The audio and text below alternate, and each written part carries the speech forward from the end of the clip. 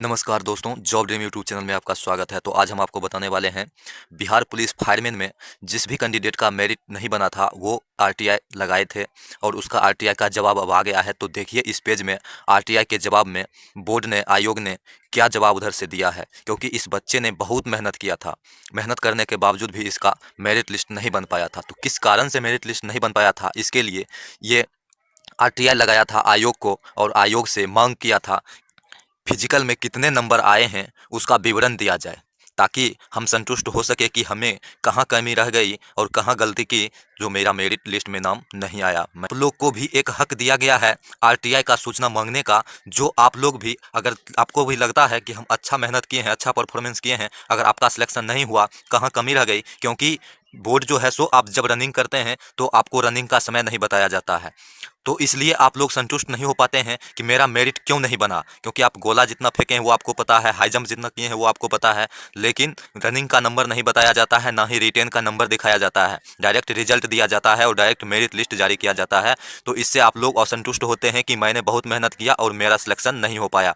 तो इसमें आपको एक हक दिया गया है कि आप बोर्ड से किसी भी जो है सो विभाग में आप आरटीआई लगा करके अपना जो है सो ब्यौरा मंगा सकते हैं कि हम, मेरा मार्क्स कितना है, कहाँ मेरा कमी रह गया, क्यों नहीं मेरा सिलेक्शन हुआ, किस कारण से नहीं हुआ, वो आपको जान सकते हैं आरटीआई के माध्यम से। तो चलिए, हमने इस बच्चे को आरटीआई लगाने के लिए बोला था और ये आरटीआई लगाया और इसका आरटीआई का जवाब भी आ गया है। तो क्या कुछ कहा है आयोग ने, आप इस आरटीआई के जवाब में देख सकते हैं। तो सबसे पहले ऊपर में यहाँ पे आप देख सकते हैं, आवेदक को सूचना उपलब्ध कराना, प्रेषक लोक सूचना पदाधिकारी, केंद्रीय चयन परिषद, सिपाही भर्ती बिहार पटना, यानी कि सीएसबीसी बोर्ड का जो ये रिप्लाई है वो केंद्रीय चयन परिषद के अंतर्गत आता है। तो ऊपर में आप यहाँ पे देखिए, सेवा में यहाँ पे आपका नाम दिया हुआ रहेगा, पिता का नाम, ग्राम पोस्ट, आपका पूरा पता रहेगा, थाना और जिला, मोबाइल नंबर, ये सभी आपका जो है सो रिप्लाई में उधर से दिया जाता है। उसके बाद जब आपको दिखाते हैं तो यहाँ पे देखिए इसका किस कारण से सिलेक्शन नहीं हो पाया उसका पूरा विवरण दिया गया है। तो सबसे पहले यहाँ पे आप देखेंगे, वहाँ से यह आपके आवेदन दिनांक 27/12/2022, आईडी संख्या इतना, आरटीआई संख्या इतना, सूचना की मांग के लिए अनुरोध के प्रसंग में है। वांछित सूचना का विवरण इसके साथ संलग्न है। तो मांगी गई सूचना में अंश सूचना निम्न प्रकार उपलब्ध कराई जाती है। उसके बाद ये 1 नंबर कॉलम जब आप देख रहे हैं तो यहाँ पे स्पष्ट किया गया है कि सिपाही भर्ती विज्ञापन संख्या 01/2021 के अंतर्गत हुई परीक्षा की प्राप्तांक की जानकारी मांगी गई है। यहाँ पे बोर्ड ने क्लियर कर दिया है कि आप एससी मेल नन होमगार्ड संवर्ग के हैं तथा शारीरिक दक्षता परीक्षा में आपका प्राप्तांक दौड़ से 30 नंबर, गोला से 25 नंबर और ऊंची कूद से 17 नंबर, यानी कि आप 4 हाई जंप किए थे और गोला फुल आप 20+ फेंके थे, इसलिए आपको 25 नंबर दिया गया है।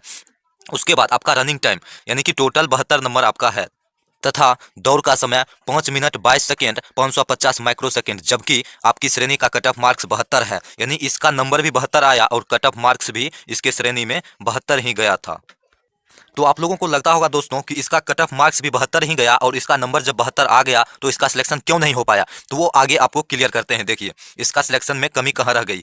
तो आपकी जन्मतिथि 12/5/1997 है, जबकि आपकी श्रेणी का कट ऑफ जन्मतिथि 12/6/1993, अतः आपका चयन नहीं हो सका। यानी कि आपका जन्मतिथि भी आपकी सिलेक्शन प्रक्रिया में महत्वपूर्ण भूमिका निभाती है, क्योंकि इसके मार्क्स भी उतना ही आया है जितना कट ऑफ मार्क्स गया है। तो इसका सिलेक्शन कहाँ नहीं हो पाया। तो जो जन्मतिथि कट ऑफ मार्क्स में 1993, यहाँ पे आप देख सकते हैं 12/6/1993 लिया गया और इनका जन्मतिथि 12/5/97 है, इसलिए इनका सिलेक्शन नहीं हो पाया। इसी जगह पे अगर ये 4-8 हाई जंप कर जाते हैं तो इनका मार्क्स हो जाता है 76 और इनका जो है सो सिलेक्शन प्रक्रिया हो जाता, क्योंकि इनका मार्क्स 76 होता और कट ऑफ मार्क्स 72 ही गया है। तो क्योंकि इससे कट ऑफ मार्क्स से इसका नंबर ज्यादा रहता तो इसका सिलेक्शन पहले होता, उसमें इनका जन्मतिथि नहीं देखा जाता। जब सेम नंबर आ गया है किसी ज्यादा एज वाले व्यक्ति को और आपका भी सेम नंबर आ गया और उससे एज आपका कम है, तो सबसे पहला अपॉर्चुनिटी जिसका एज ज्यादा हो रहा है उसको दिया जाता है, इसलिए इसका चयन नहीं हो सका। तो कोई बात नहीं दोस्तों, हार नहीं मानना है, फिर से मेहनत करना है और जो है सो मद्य निषेध की तैयारी में अभी से लग जाइए। और आगे बहुत सारी बहाली होने वाली है ERSS की, बिहार पुलिस की, तो उसमें आपका सिलेक्शन निश्चित होगा। आप इसी तरह मेहनत करते रहिए। और दौड़ का भी समय आप देख सकते हैं, अगर यहाँ भी इनका मात्र जो है सो 3 सेकेंड अगर कम हो जाता है, 5:19 लग जाता है या 5:20 लग जाता है, एक भी माइक्रो सेकेंड जो है सो थोड़ा सा भी ज्यादा नहीं होता, फिर भी इसका 40 नंबर आ जाता और इसका सिलेक्शन निश्चित हो जाता, क्योंकि इसका 82 नंबर हो जाता। और इसका जो है सो 3 सेकेंड ज्यादा लग गया है, इसके दौर में मार्क्स जो है सो 10 नंबर कम हो गया, जो है सो आपको 30 नंबर मिला, इसलिए 72 नंबर पे आपका चयन नहीं हो सका। कोई चीज में आपको डाउट है तो आप कमेंट कर सकते हैं। कहते हैं ना कि रख हौसला वो मंजर भी आएगा, प्यासे के पास चलकर समंदर भी आएगा, थक कर ना बैठे मंजिल के मुसाफिर, मंजिल भी मिलेगी और मिलने का मजा भी आएगा। तो